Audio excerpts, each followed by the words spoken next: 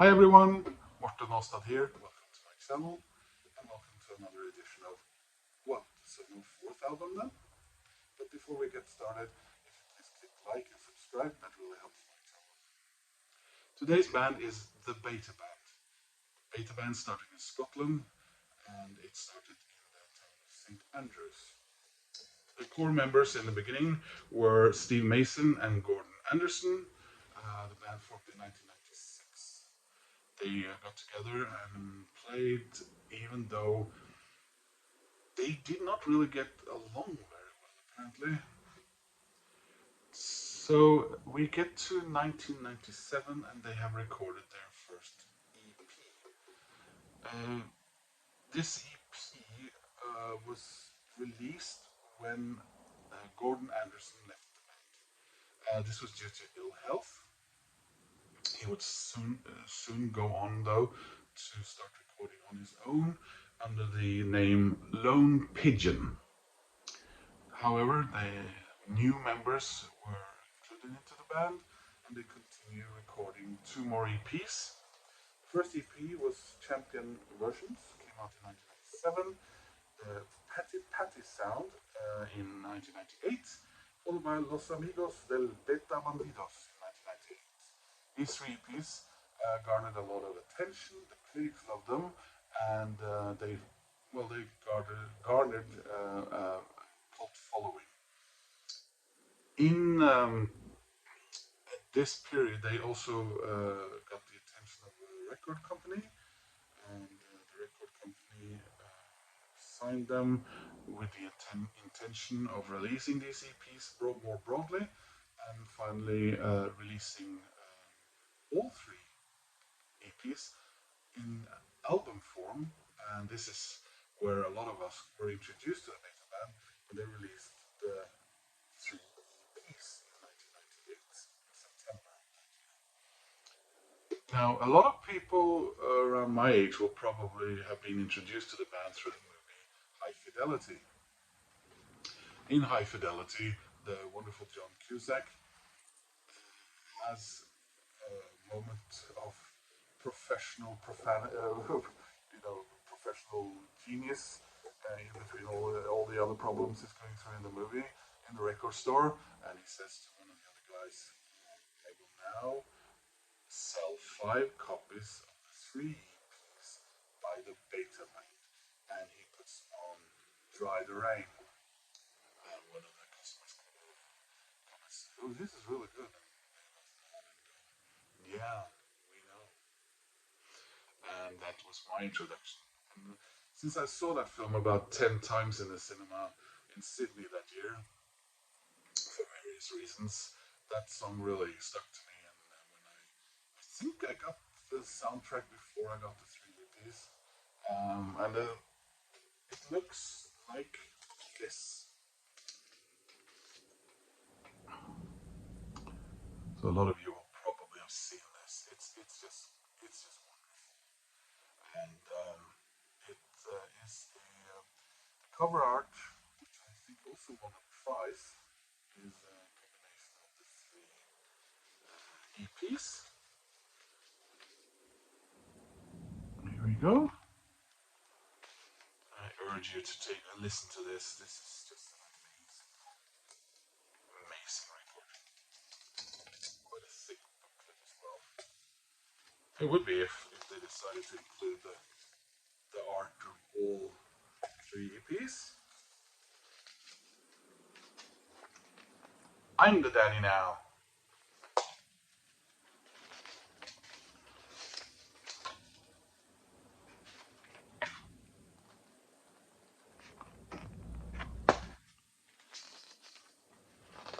This guy here.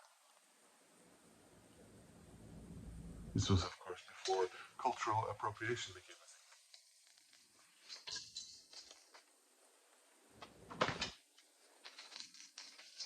And finally, there's the tiger. On the heels of the success, they also started touring more extensively, and they toured with other already well-established bands, already even before having released an album. Oasis were one of these bands. The record company then got them into the record studio, and well, that did not work out that well.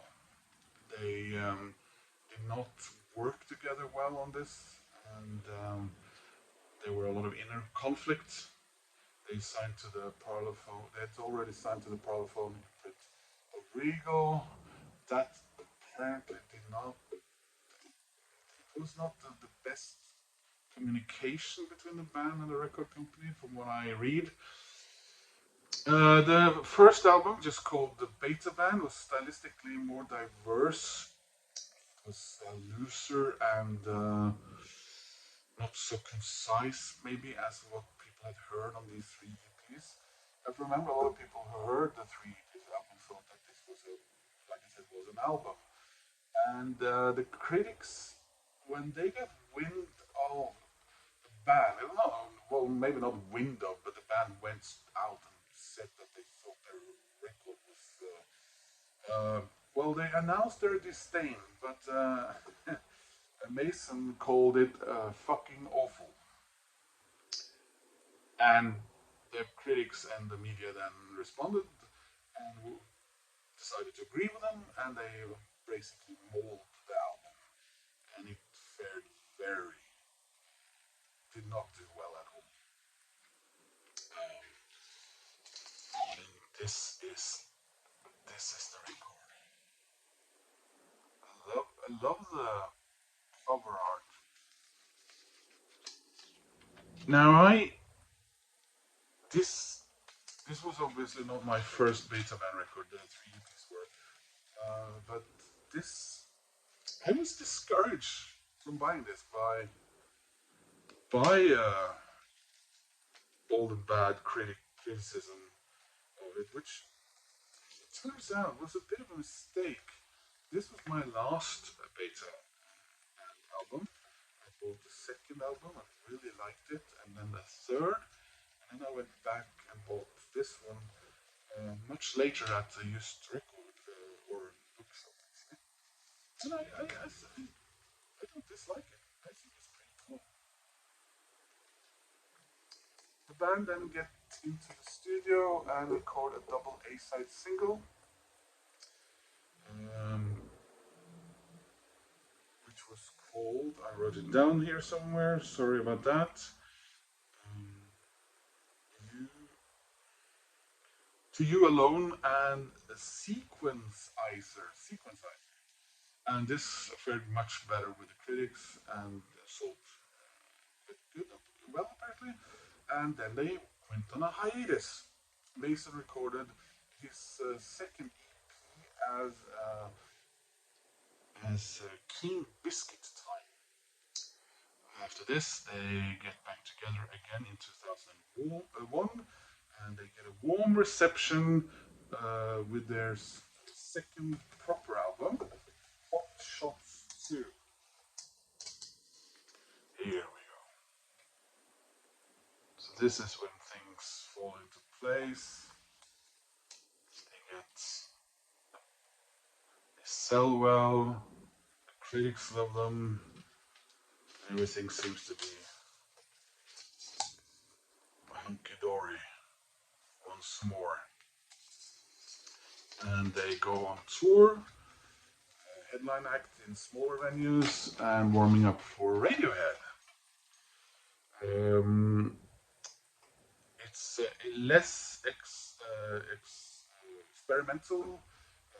There's more focus. This is more of an album of Popsmiths, and like I said, this was their big seller. Then they get back into studio in September 2002. And neither the band nor the record executives at Regal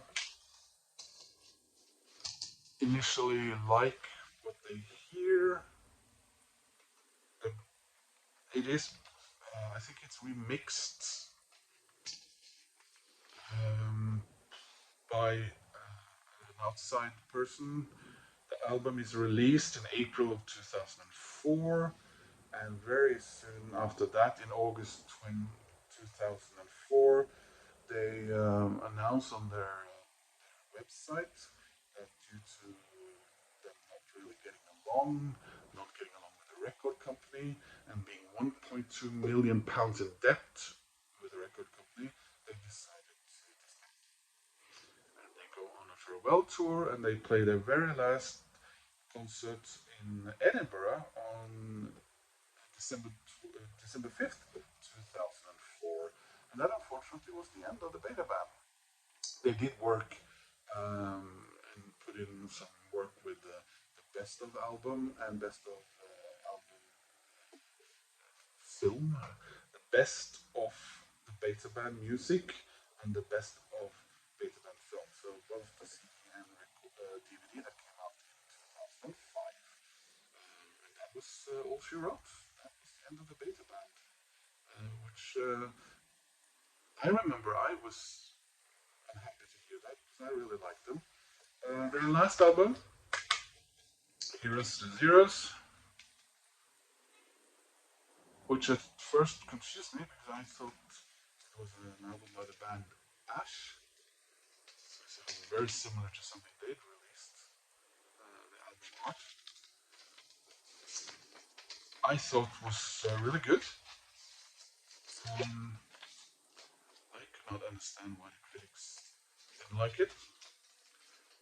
And of course, not knowing how the band was functioning in any way, I didn't understand why they broke up. I thought they were an up and coming band still at this stage. But nope, that didn't happen. That was the end of that. Um, they did. Mason is continued recording as King Biscuit and other projects, while and the other members got back with Anderson, the guy who left after the first EP, and he also has been recording since as Lone Pigeon, but together with some of the other Beta Band members as the Aliens. So you might want to look that up or those up. But that was the story of the Beta Band and all those EPs that ended up inspiring me to buying the records and really finding a band in the early 2000s, well, late 90s, early 2000s that I thought was going to go into bigger, better things. It didn't, unfortunately. But the music is there, so I hope that inspires you to check them out. And I hope you will click like and subscribe to my video and see you again in another video before that ambulance comes any closer. Take care.